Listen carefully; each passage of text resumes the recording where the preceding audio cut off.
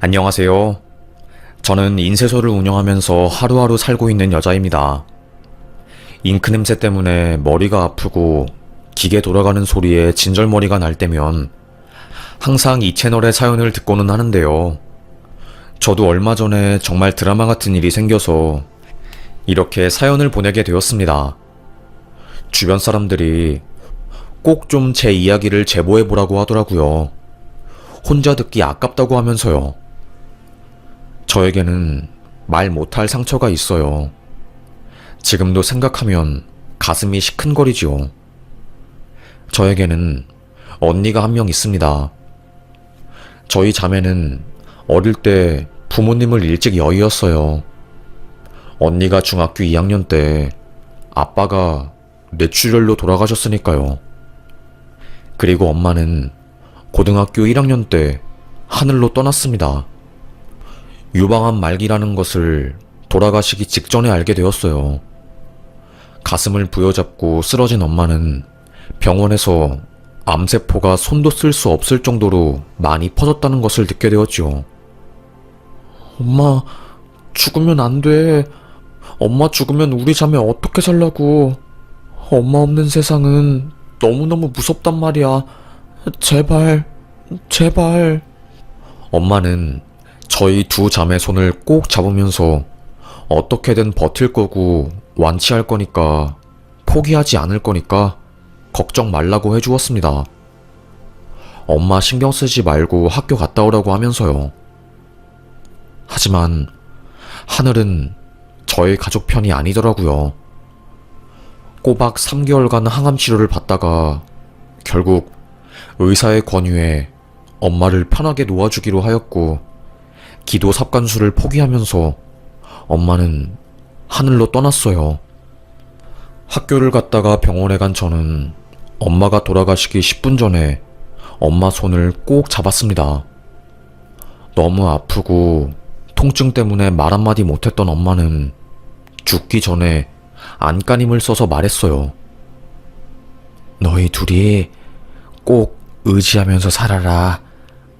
엄마가 지켜볼게. 그게 마지막 인사였습니다. 저는 대성통곡을 했고 언니는 울음을 참으면서 버텼어요. 저보다 언니가 더 힘들었을 거예요. 저는 그래도 언니라는 사람한테 기댈 수 있었지만 언니는 기댈 수 있는 사람이 없었으니까요. 어린 나이에 둘만 남겨진 저희 자매는 마치 쌍둥이처럼 매일 붙어 다니고 항상 함께 놀고 이야기하고 아주 친한 사이가 되었어요. 정말로 웬만한 자매보다 더 친한 그런 자매였습니다. 항상 언니가 힘들면 제가 위로해주고 제가 힘들면 언니가 위로해주는 그런 자매였죠. 언니는 결혼을 일찍 했어요. 가정을 빨리 꾸리고 싶다고 했었거든요. 형부는 너무나 착한 사람이었어요. 천사라고 해도 과언이 아니었죠. 제가 아프거나 안 좋은 일이 있으면 아빠처럼 저를 챙겨주고 묵묵하게 저를 응원해주는 사람이었습니다. 심지어 연애할 때도 저는 그냥 여자친구의 동생일 뿐인데 제가 사는 집에 반찬도 넣어주고 이불부터 시작해서 필수용품들을 다 채워줄 정도였죠. 그래서 저는 언니가 형부를 만나서 너무 기뻐. 뭐라고 말해야 할까? 안심이 된다고 해야 할까? 그냥 내가 아니더라도 형부가 언니를 지켜줄 것 같아서 든든해. 형부는 능력도 참 좋았어요. 치과의사였거든요. 투자에 관심도 많아서 집도 있었어요. 그 나이에요. 원래는 찢어지게 가난하고 부모님은 알코올 중독에 하나뿐인 동생은 범죄자라서 징역 8년을 선고받고 감옥에 가 있는 상태였거든요. 그런 힘든 상황 속에서 악착같이 공부해서 치과의사가 된 거였죠. 언니와 형부는 긴 연애 끝에 결혼을 했습니다. 형부, 반품은 금지예요. 우리 언니 데리고 갔으니까 행복하게 살아야 해요. 처제, 반품이라니. 당연하지. 언니는 내가 책임지고 행복하게 만들어줄 거야. 알겠지? 신혼을 몇 년 즐긴 언니는 조카를 임신하게 되었습니다. 임신하고 나서 너무나도 행복해하고 뱃속의 아이를 잉태한 걸 너무나도 감사하면서 잘 지내는 언니를 보니까 눈물이 나더라고요. 그래, 우리 언니가 어릴 때부터 엄마 역할부터 시작해서 언니 역할 하느라 많이 고생했지. 이제는 정말로 행복만 했으면 좋겠다. 제발. 조카는 너무나도 어여쁜 딸이었습니다. 콧대도 오똑하고 앵두 같은 입술에 피부는 어찌나 하얗던지 마치 인형 같았어요. 눈에 넣어도 안 아플 딸이라는 말이 뭔지 알겠더라고요. 이름은 하늘이었어요. 김하늘. 하늘처럼 높고 푸르르고 지조 있는 사람이 되라고 형부가 지은 거였죠. 이름도 이쁜 하늘이는 애교도 참 많았습니다. 2살 때부터 이모 사랑해요, 이쁜 말들을 하면서 저에게 행복을 선물해줬으니까요. 온 가족의 보물이었고 너무나도 소중했던 조카를 잃어버린 뒤로 저희 가족은 풍비박산이 나게 되었어요. 언니와 형부는 시댁이 있는 부산에 가기 위해서 기차를 타러 갔어요. 시댁 가서 음식이랑 이것저것 선물들 준다고 짐이 한 바가지였대요. 조카를 업고 있었던 언니, 화장실에 가느라 잠깐 짐을 못 본 형부, 그 사이에 제일 중요한 짐이 없어진 거였습니다. 화장실에서 나온 형부가 당신 초록색깔 가방 어디 간지 알아? 왜? 그거 없어졌어? 큰일 났다. 거기에 여권이랑 신분증 다 들어있는데 어쩌면 좋아? 큰일 났네. 정신이 없어서 언니와 형부는 짐을 찾으려고 막 돌아다녔대요. 그런데 그때 옆에 있는 착해 보이는 할머니가 아유, 짐을 잃어버렸남? 애 데리고 있으면 짐 찾기도 힘드니 이 할매한테 맡기랑.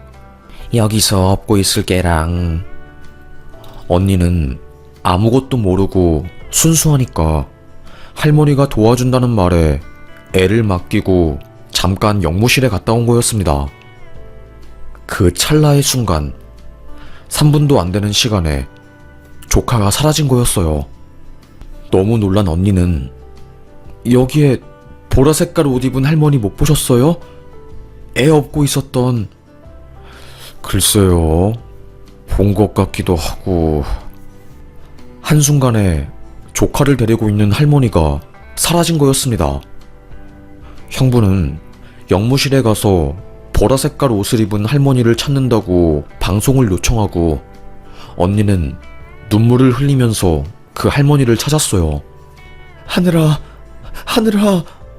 수천, 몇만 명이 하루에 왔다 갔다 하는 그 기차역에서 사람을 찾기란 쉽지 않았습니다. 한순간에, 정말로 그 찰나의 순간에 조카를 잃어버린 언니는 거의 실신을 할 정도였어요. 실종 신고가 접수된 경찰들은 처음에 별일 아니라는 듯이 취급하고 초동 수사를 제대로 하지 않았지요. 형부가 화가 나서 꼬마애가 지금 실종이 되었는데 민기적거리고 뭐하는 짓입니까? 실종아동 수사에 골든 시간도 없습니까? 애한테 안 좋은 일이라도 생기면 책임질 거예요? 당신네들 지금 조사 제대로 안 하면 싹 다 고소할 거니까 그렇게 알아.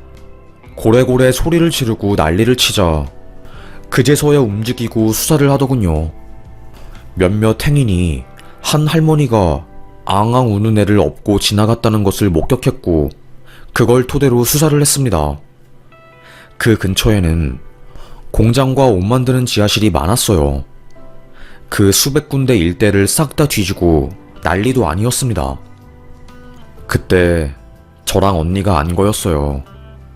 돈 없는 할머니들, 껌 파는 할머니들이 애들을 납치해서 앵벌이 하는 사람으로 만들거나 섬에 팔아넘긴다는 사실을요. 하루 이틀, 그래도 일주일이면 찾을 줄 알았어요. 처음에는 제발 사람만 있어라 기도하고 또 기도했지만 시간이 점점 지나니까 마음이 시체만이라도 찾게 해달라고 간절하게 빌고 빌었습니다. 우리 조카 이렇게 사라지면 안 돼요. 제발 저 좀 도와주세요. 종교도 없는 저는 하늘에 빌고 또 빌었네요. 한 달, 두 달이 지나니까 경찰에서도 수사를 포기한 것인지 미제 사건으로 처리를 하려고 수사에서 손을 뗐습니다. 가족들이 나서야 하는 수밖에 없었어요. 결국 저는 하던 일을 그만뒀고 언니도 일에서 손을 뗐어요.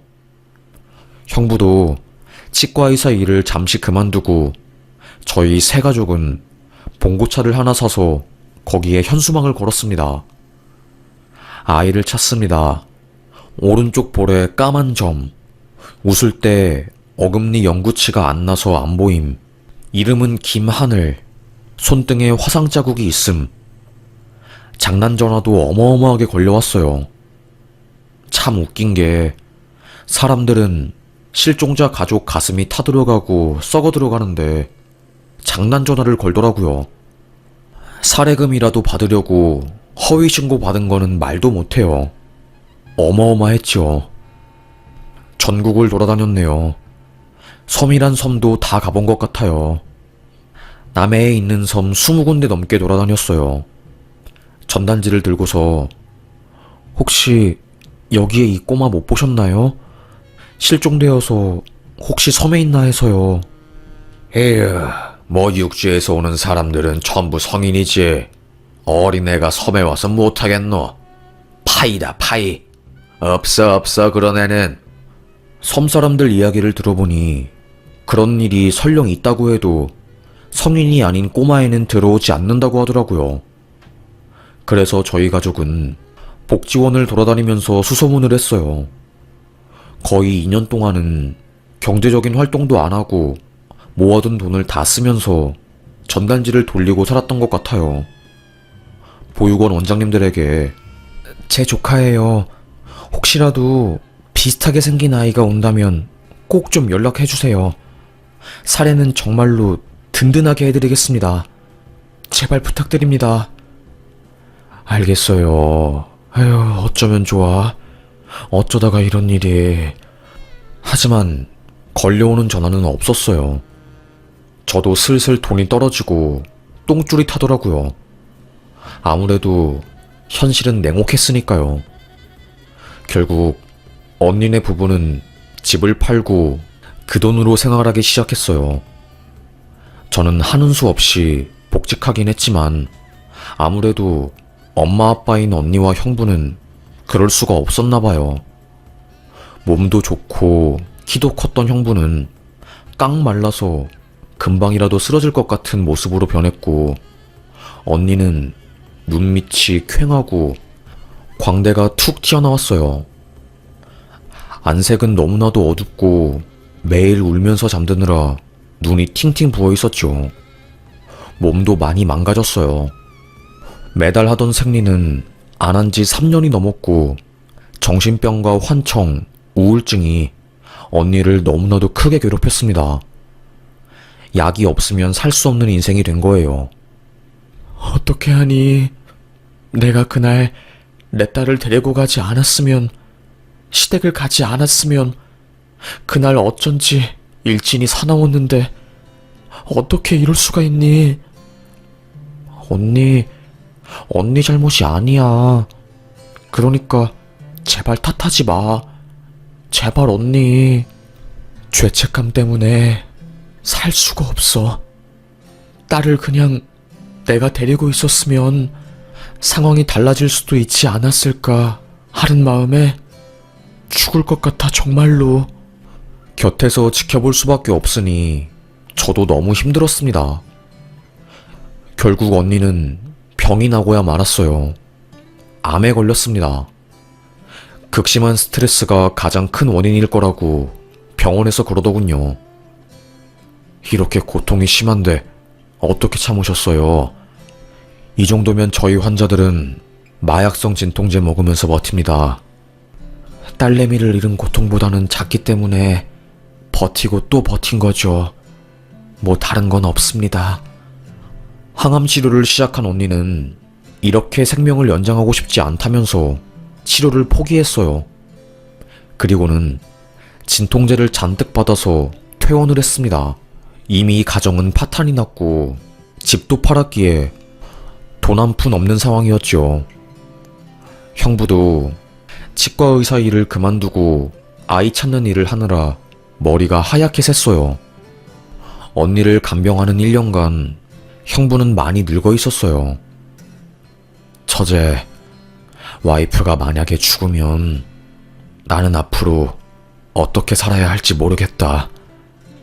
나 어떻게 하면 좋을까?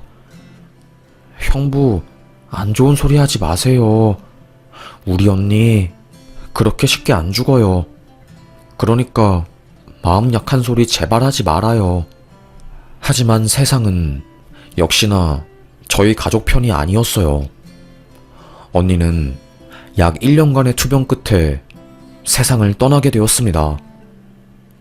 마지막으로 언니가 한 말이 저는 아직도 잊히지가 않아요.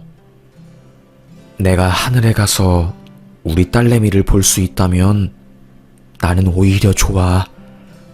우리 딸이 좋아하는 찰밥도 해주고 사과도 깎아주고 어여쁘게 머리도 따줘야지. 눈물이 나더군요. 언니 무슨 소리야. 하늘이 살아있어. 언니. 그 말을 마지막으로 언니는 제 곁을 떠났네요. 언니를 발인한 그날은 하늘이 너무나도 이쁘고 아름다웠습니다. 그날이 가을 하늘이었거든요. 높고 푸르르고 헛헛하고 외로운 저와 형부의 마음을 위로해주는 듯 했어요. 혼자 남겨진 형부가 걱정이 되었습니다. 그래서 매일 찾아가고 연락하고 밥 먹으라고 밥도 챙겨주었어요. 형부가 저에게 그러더군요. 처제, 이제 나 안 챙겨줘도 돼. 씩씩하게 나도 혼자서 살아봐야지. 그리고 틈틈이 하늘이도 찾아봐야지. 나 다시 치과 의사로 복직하려고. 형부 잘 생각했어요. 정말로 일해야지 사람이 활기도 돌고 긍정적인 에너지도 나오고 살다 보면 잊혀질 거예요. 한 동네의 로컬 치과에 페이닥터로 들어간 형부. 처음에는 잘 사는 줄 알았죠. 그런데 어느 날 일하고 있는 저에게 모르는 번호로 전화가 걸려온 겁니다. 김선중 씨의 가족 되십니까? 여기 한성병원인데 응급실로 빨리 와주세요.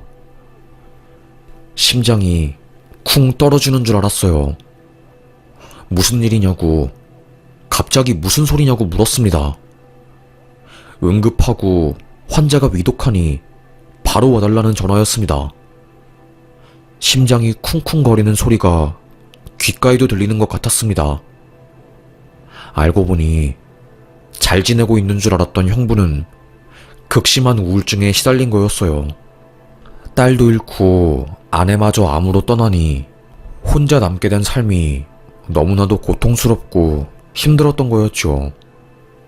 그래서 유서를 쓰고 치과에서 안 좋은 선택을 한 거였어요.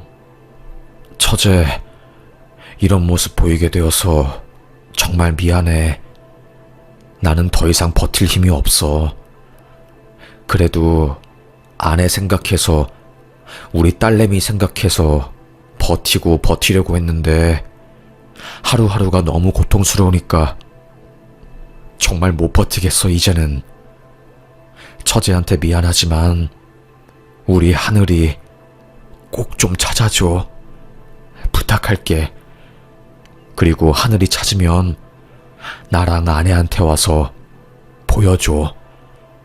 우리가 늘 하늘나라에서 지켜보고 있을게. 유서를 읽은 저는 대성통곡을 하며 의사의 바짓가랑이를 잡았습니다. 선생님, 제발 우리 형부 살려주세요. 이렇게 죽을 순 없어요. 형부 제발요.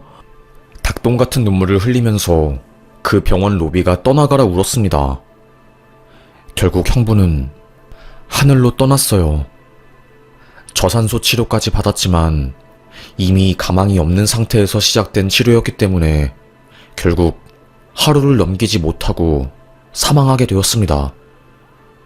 언니가 떠난 지 얼마 되지 않는 시점에 줄초상을 치르게 된 저는 형부를 발인하면서 마음을 먹었어요. 형부, 내가 하늘이 기필코 찾을게. 시간이 걸리더라도 나는 죽지 않고 끝까지 즐기게 살아서 우리 하늘이 찾아낼게. 약속했습니다. 그때 제 도끼는 말로 표현 못해요. 누가 날 건드리면 다 죽여버릴 수 있는 각오를 할 정도로 조카를 데리고 간 사람들에 대한 원망, 언니와 형부를 잃고 절망 속에 빠져서 매일 죽을 것 같은 고통들, 이 모든 게 저를 각성시켰습니다. 그래서 제가 인쇄소 사업을 시작하게 된 거예요. 수년간 전단지를 뽑느라 인쇄 관련해서는 아주 학을뗀 상황이었거든요. 인쇄소 운영하면서 하늘이 관련한 전단지를 뽑고 사람 시켜서 전국으로 그 전단지를 돌렸죠. 번 돈은 전부 전단지 뿌리는 돈으로 썼던 것 같아요. 그렇게 조카를 찾는데 시간을 사용하면서 저는 살았습니다. 어느 날 청첩장 인쇄 의뢰가 들어왔어요. 시안지랑 사인들을 이메일로 받았죠. 그리고 저는 그 사진을 본 순간 심장이 쿵 하고 내려앉는 줄 알았습니다. 조카 하늘이와 너무나도 똑 닮은 얼굴이었어요. 어릴 때 헤어진 조카였지만 느낌이 이상하더라고요. 너무나도 바라고 바랐던 사람을 찾은 기분이었어요. 찝찝한 기분으로 청첩장을 인쇄하려고 시안지를 뽑고 있었습니다. 그때 의뢰한 여자가 저희 인쇄소에 찾아왔어요. 한국말이 살짝 서툴러 보였습니다. 약간 뭐라고 해야 할까요? 교포 느낌이 있었어요. 안녕하세요. 인터넷으로 찾아보니까 여기가 저렴한 것 같아서 맡기게 되었어요. 한국에 들어온 지 얼마 안 되어서요. 혹시 여기 사진 포토샵 한 걸로 바꿔서 인쇄 가능할까요? 저에게 처음 보내준 사진 말고 포토샵 한 사진으로 인쇄를 해달라고 한 겁니다. 그때 또다시 저는 깜짝 놀랐죠.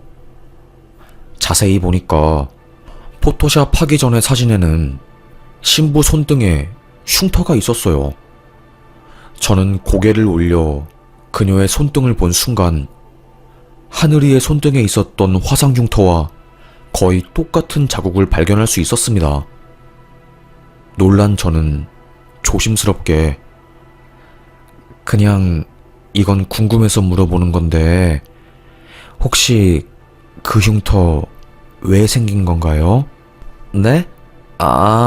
이거 어릴 때 생긴 거라고 했어요. 왜 생긴 건진 몰라요. 저도 사실 기억이 잘 안 나요. 생각하면 생각할수록 하늘이랑 너무나도 비슷했어요. 너무 당황하면 사람이 말이 안 나오더라고요. 어안이 벙벙한 채로 입 벌리고 멍을 때리고 있다가 정신을 차린 저는 다음 주까지 인쇄 완료해 놓을게요.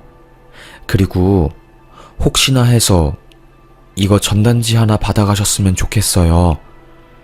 제가 잃어버린 조카가 있는데 조카를 꼭 좀 찾고 싶어서요. 네, 알겠습니다. 그녀는 실종 아동을 찾는 전단지를 제대로 읽어보지도 않고 반으로 접어서 가방에 넣어갔어요. 그녀가 빠져나간 뒤 진이 빠져버린 저는 의자에 앉아서 하늘을 멍하니 쳐다보았어요.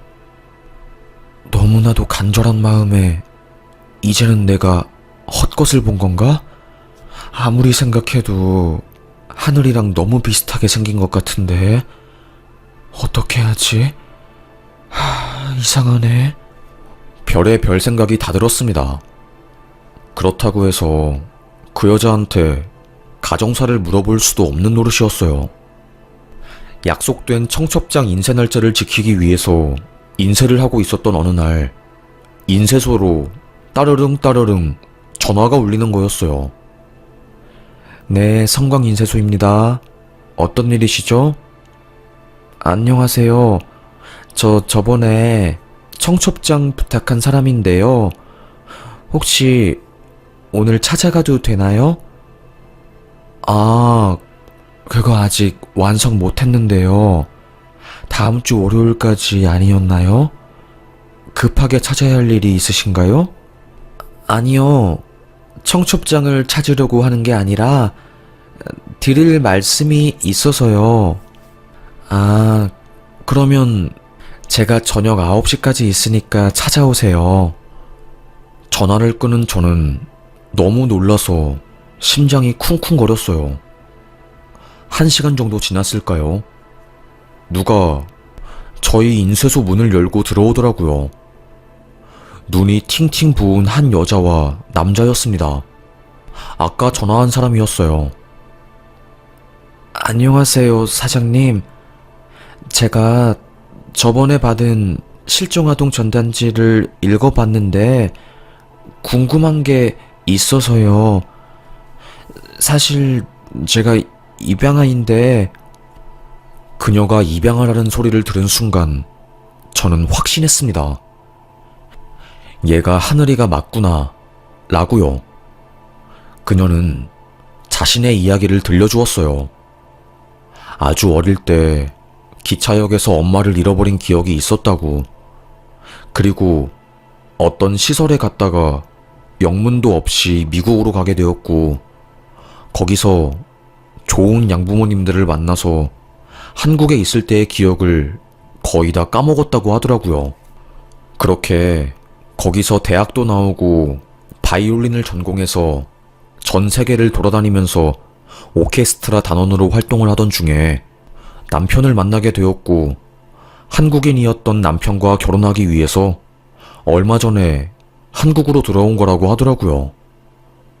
워낙에 바쁘고 현재 양부모님들이 너무나도 따뜻하게 잘 대해주었기 때문에 친부모님을 찾아야겠다는 생각이 없었는데 갑자기 저에게 받은 전단지가 생각이 나면서 그걸 읽어보았다는 겁니다. 이상한 게 그걸 읽으면서 눈물이 났어요.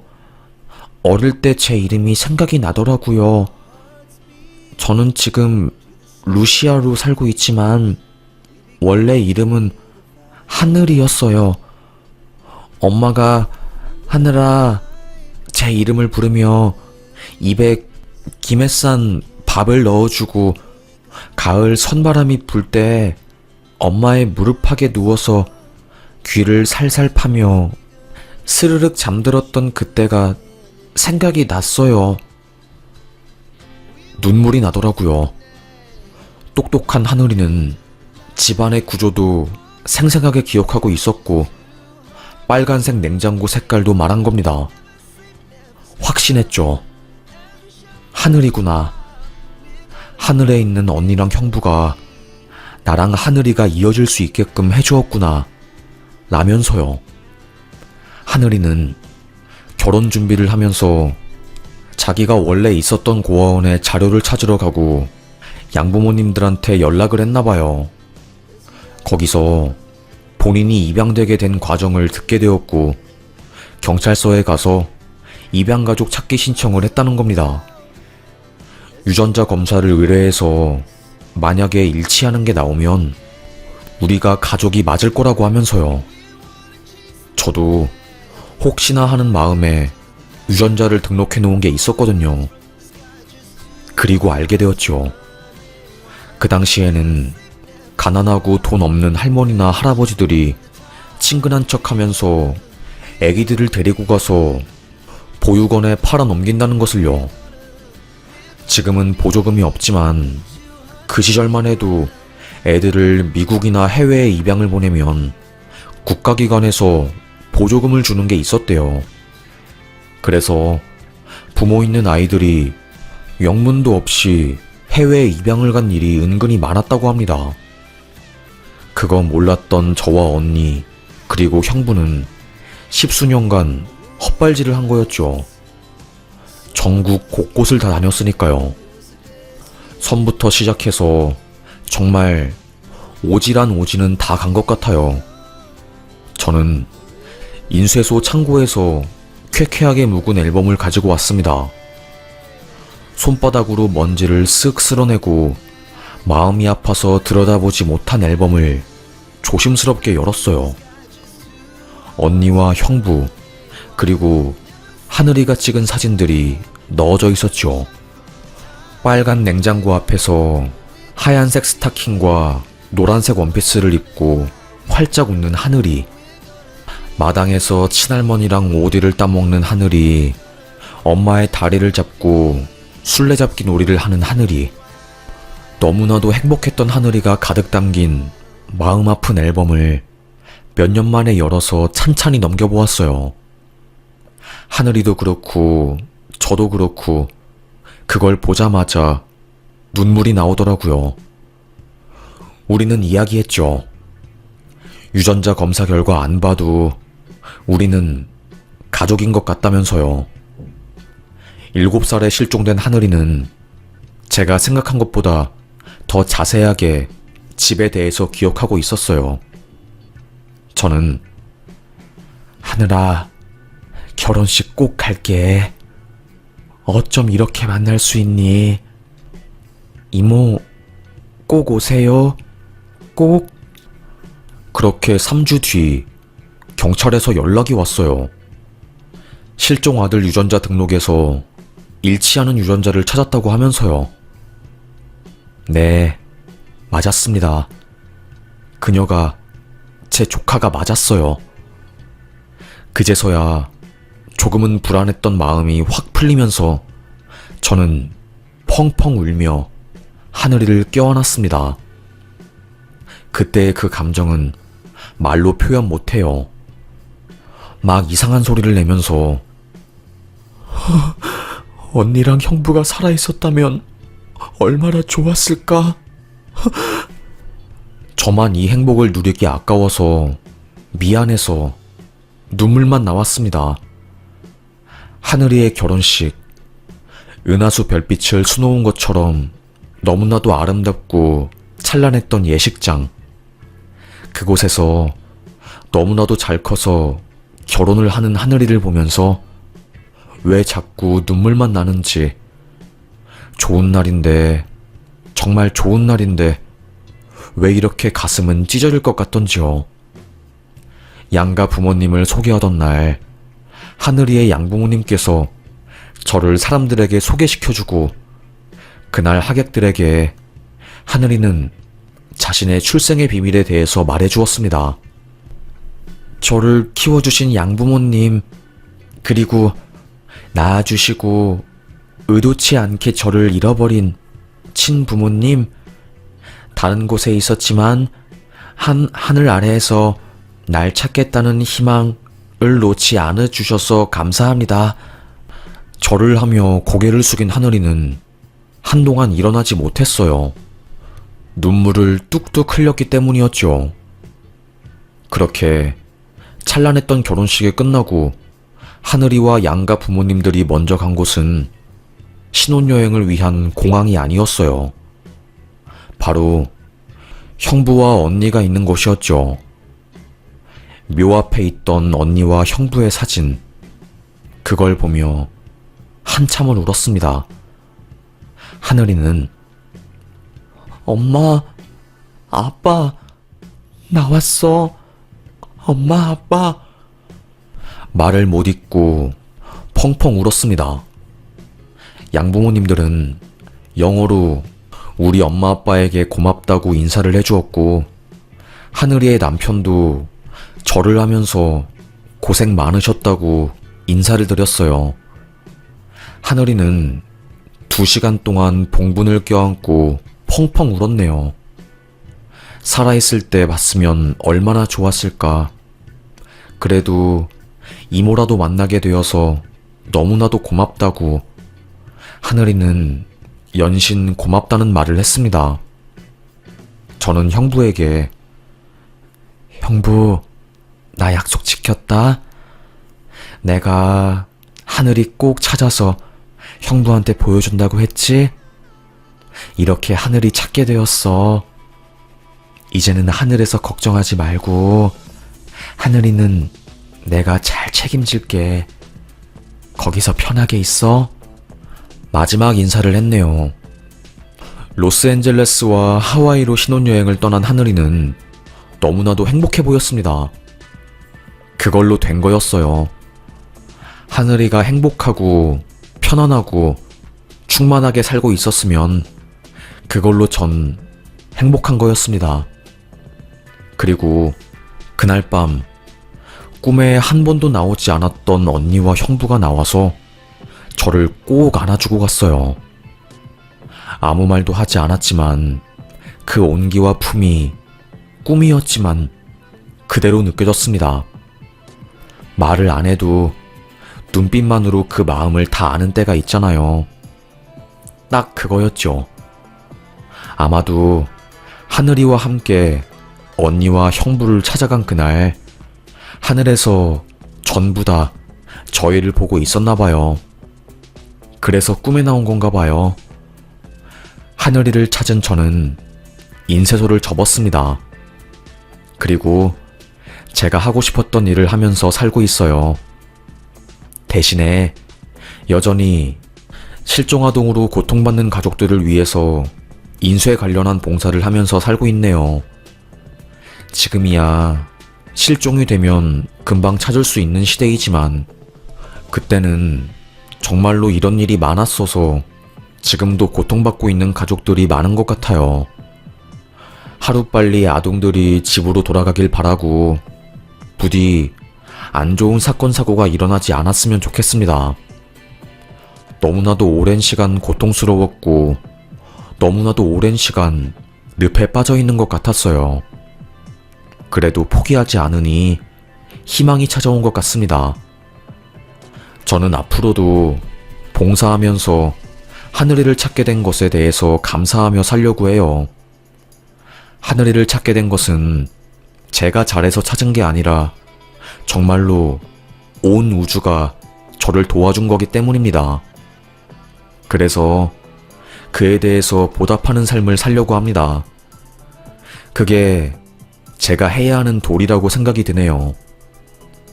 요즘 하루가 멀다 하고 실종사건 사고 뉴스가 나오는데 모두들 안전하게 귀가하고 별일 없었으면 좋겠네요. 평범하게 지내는 하루하루가 너무나도 소중하고 감사한 나날들입니다. 그럼 이렇게 끝까지 저의 이야기를 들어주셔서 감사합니다. 저는 여기서 사연 마무리하겠습니다. 요즘 날이 추우니 감기 조심하시고 항상 밝은 곳으로 다니세요. 한국이 안전하다고는 해도 안 좋은 일에 엮이는 것은 꽤나 피곤한 일이니까요. 그럼 모두들 오늘도 행복하고 편안하고 발전하는 하루 되시길 바라겠습니다. 감사합니다.